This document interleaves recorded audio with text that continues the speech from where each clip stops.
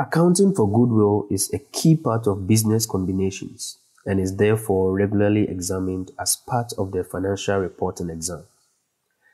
Goodwill arises when one entity, the parent company, gains control over another entity, the subsidiary company, and is recognized as an asset in the consolidated statement of financial position. Under IFRS 3, business combinations, this is classified as an intangible asset with an indefinite life, which means it is subject to an annual impairment review and not annual amortization. Hello guys, and welcome to Impact Tuition. Our discussion in this session is on goodwill arising on consolidation. Kindly like this video, subscribe to the channel, and turn on the notification button. Now let's begin. When a company acquires shares in another company, it must pay the previous owners of those shares. It is obvious that usually the form of payment will be cash.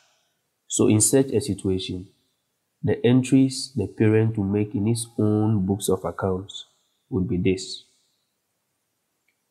to debit investment in the subsidiary company,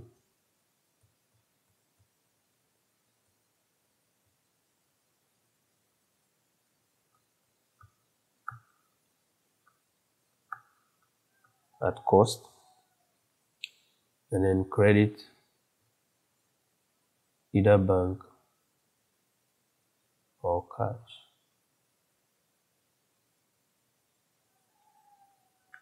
So let's assume that the parent P purchases all 40,000 1 Ghana cedi shares in S and pays 60,000 Ghana cedis cash. So in such a situation, the investment in S at cost will be 60,000 Ghana cedis.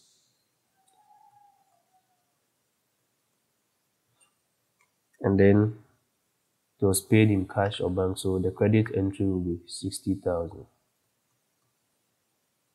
on this side. So this is the entries the parent company will make in its books.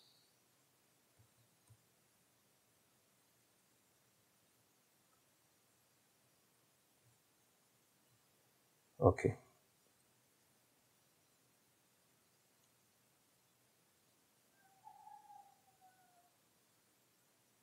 Now, when the directors of the parent company agree to pay 60,000 Ghana cedis for 100% investment in the subsidiary company, they must believe that in addition to its tangible assets of 40,000 Ghana cedis,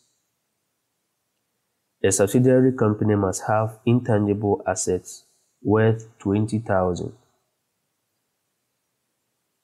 Now, we made mention that the shares in the subsidiary company,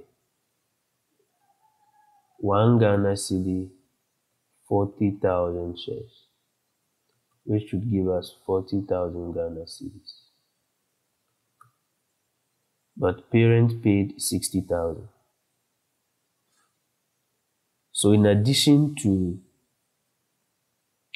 this 40,000, the parent company has made an excess payment of 20,000 because they believe that the subsidiary company must have other intangible assets worth this amount, 20,000. Now the excess of 20,000 is the goodwill.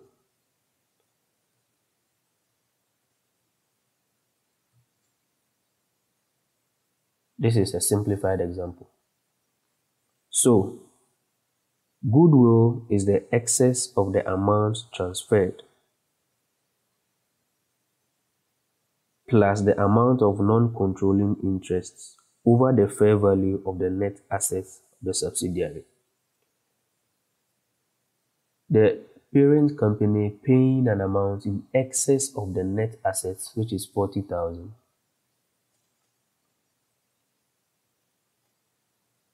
is goodwill.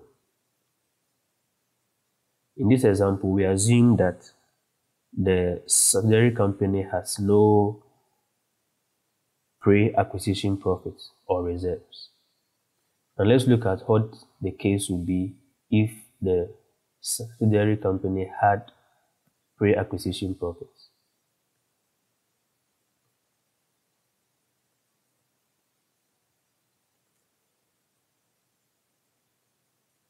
So goodwill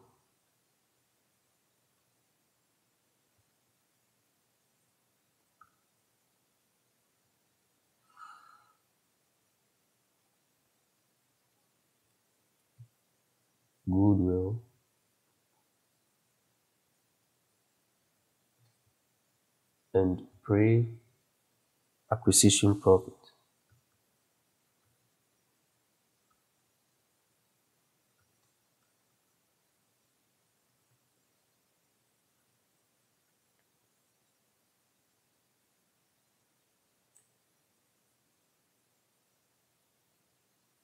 A very simplified statement of financial position where total assets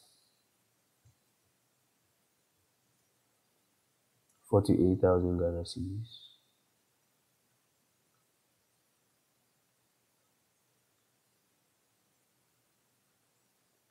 Then share capital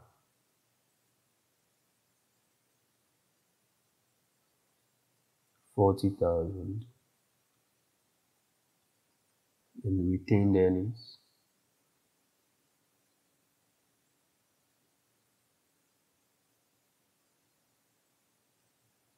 8,000.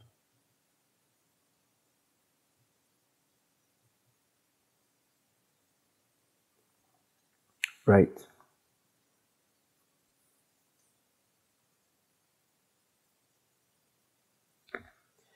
If the parent now purchases all the shares in the subsidiary company, it will acquire total assets worth 48,000 at a cost of 60,000. So let's say cost of purchase 60,000.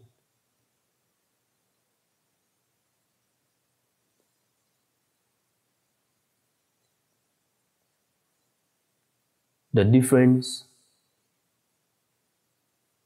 is obvious, 12,000 Ghana cedis. So the goodwill is 60,000 minus 48,000 is equal to 12,000.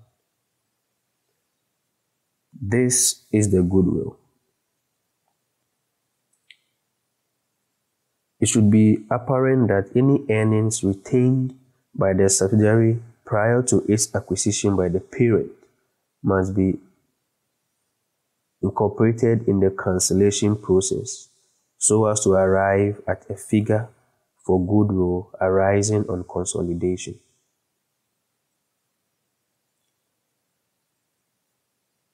The consequence of this is that any pre-acquisition retained earnings of a subsidiary company are not aggregated with the parent company's retained earnings in the consolidated statement of financial position.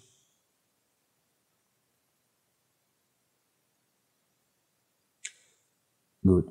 So this is a simplified calculation of how goodwill will look like if there is any pre-acquisition profits.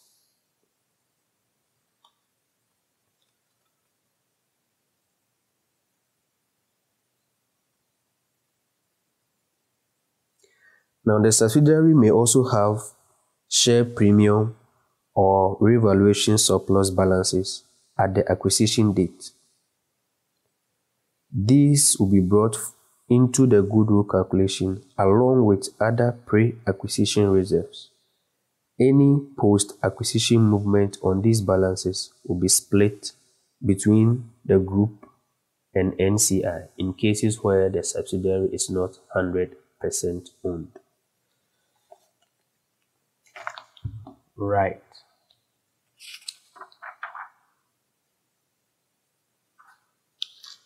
Now let's look at the treatment of goodwill.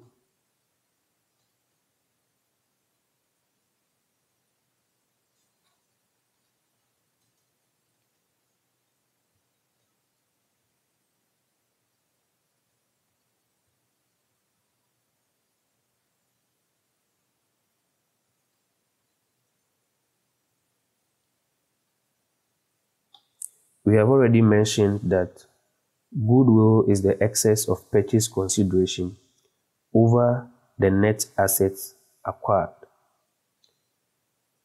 IFRS 3 business combinations gives entities two options in treating goodwill. The first is the partial method,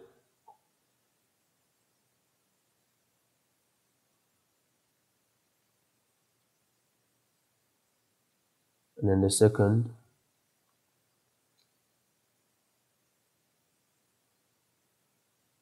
is the full method, full or fair value method.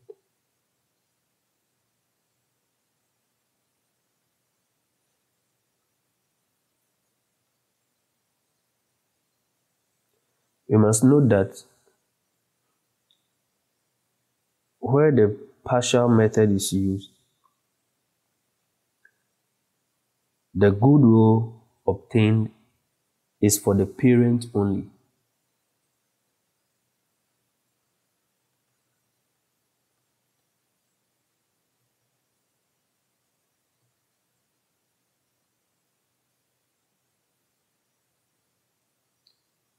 Where the full or the fair value method is used, the goodwill obtained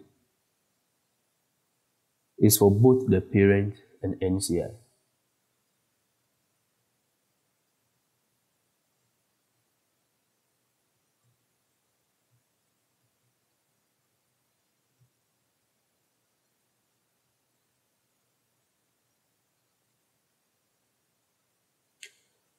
Now we'll look at worked examples of calculating goodwill using both the partial method and the full or fair value method. Before that, let's take a look at the format for calculating goodwill. Under the partial method, goodwill is simply the purchase consideration minus the parent's percentage share of the net assets acquired.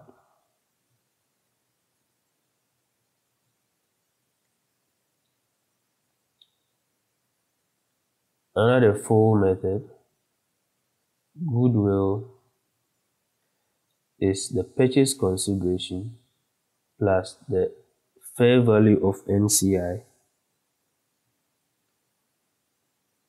minus net assets acquired.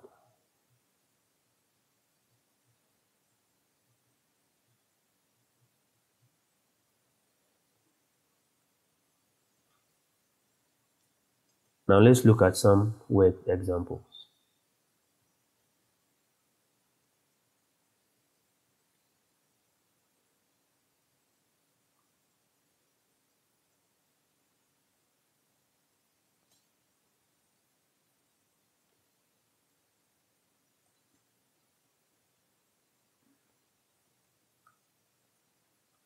Purchase consideration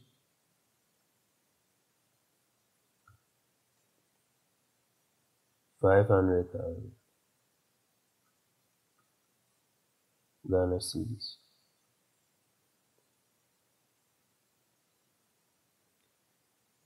Fair value of net assets, fair value of NCI, 100,000.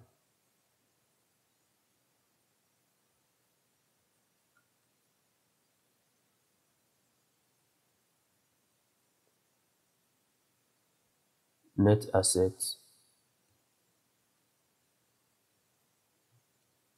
of subsidiary,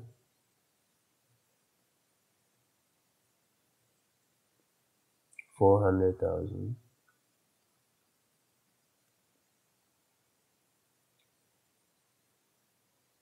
Now the parent purchased 80% shares.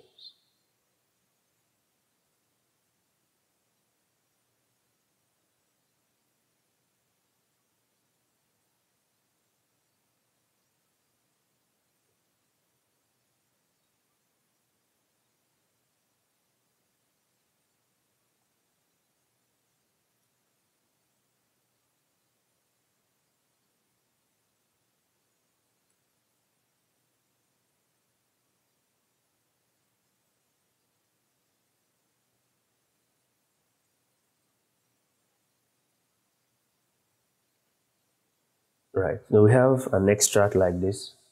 The purchase consideration, 500,000. The fair value of NCI, 100,000. Net assets of subsidiary, 400,000. And we are given another information that the parent purchased 80,000 of the 1 Ghana cedi 400,000 shares. We assume that the subsidiary company has no reserves. Solution.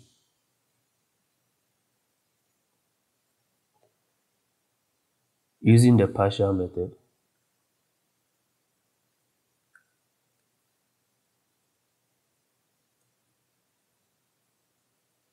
we mentioned that using the partial method, goodwill is simply the purchase consideration minus the parent's share of the net assets acquired. So we start with our purchase consideration.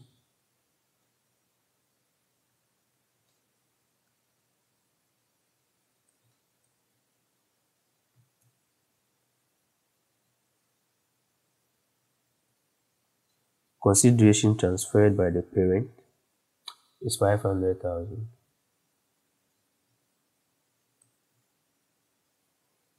The parent's percentage share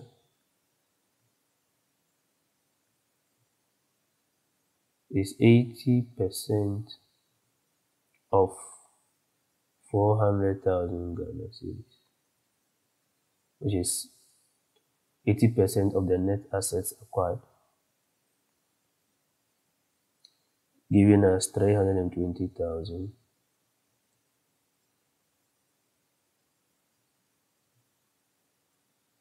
The difference is 180,000, which is our goodwill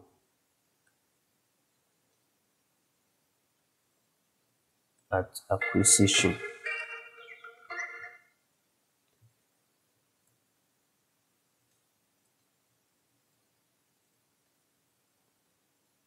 How will this same thing look like using the full method?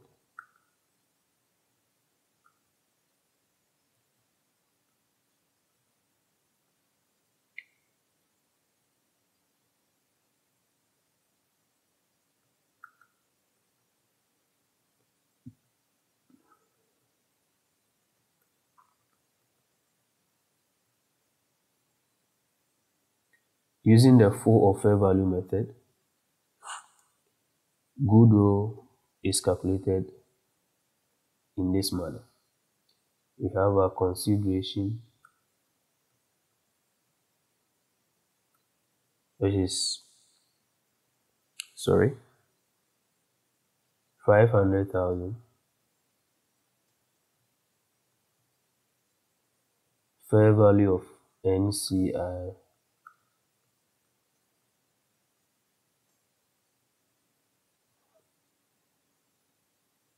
100,000.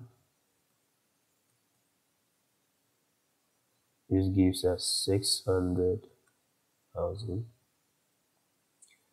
Then net assets acquired.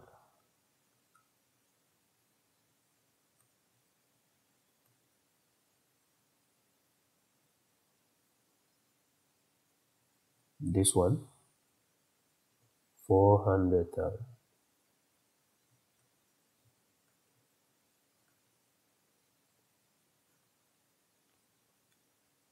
Goodwill is 200,000.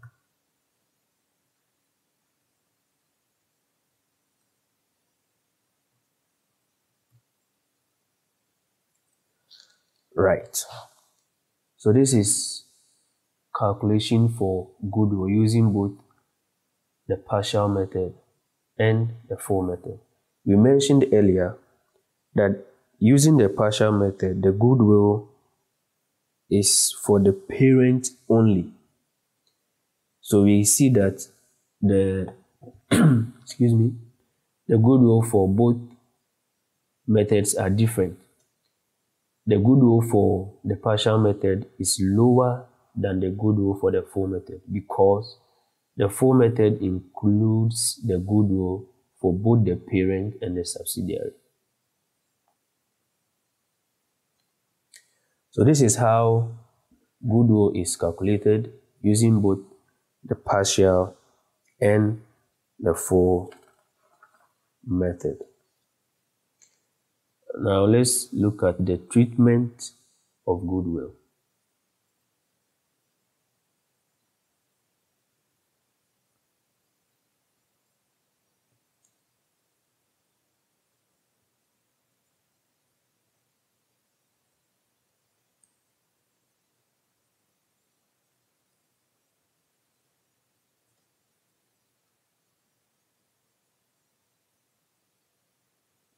If it is a positive goodwill like we had in our calculation,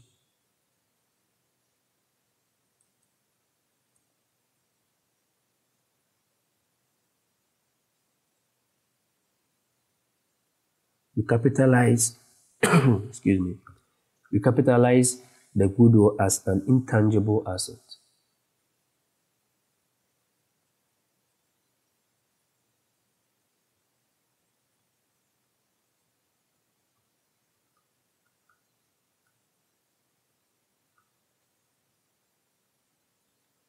We test annually for impairment.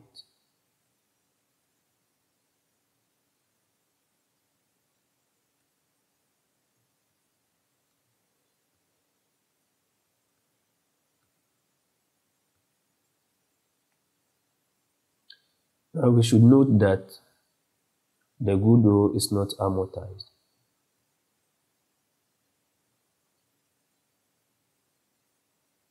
So no amortization.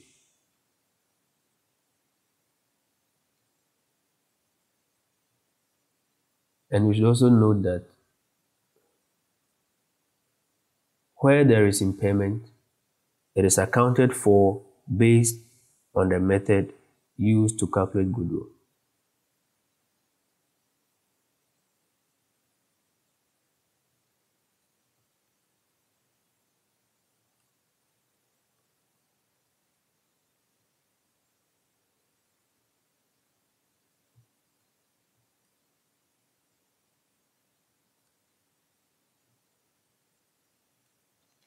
What this means is that if we use the partial method where the goodwill is for the parent only, the amount of impairment is allocated to the parent company only. But where we use the full method, the goodwill is shared between the parent and the subsidiary. That is what this means. Now, where we have a negative goodwill,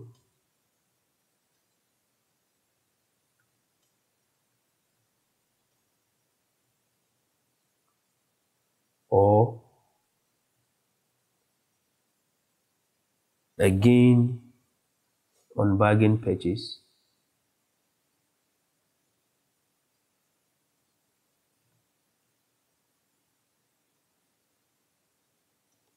now let me bring it up here.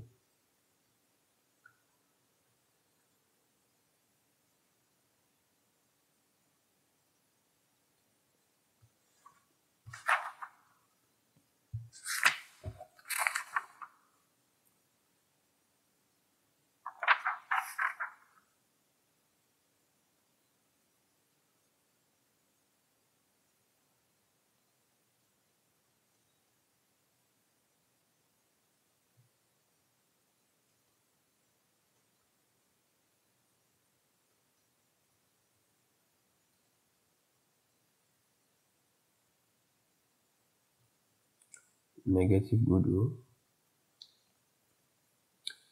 What do we do? So negative goodwill arises where the purchase consideration is less than the value of net assets acquired.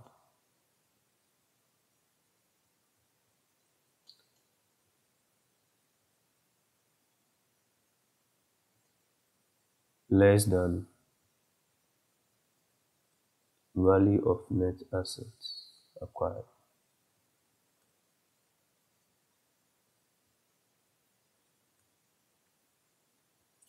If this is the case, what do we do? The standard requires a review of calculations of assets and liabilities to check their fair values. Check values for assets and liabilities.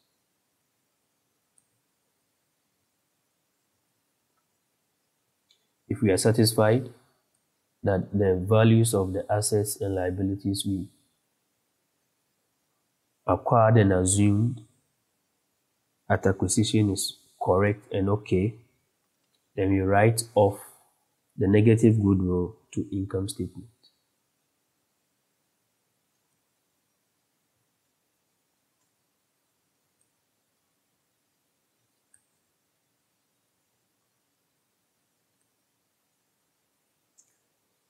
So this is the treatment of goodwill.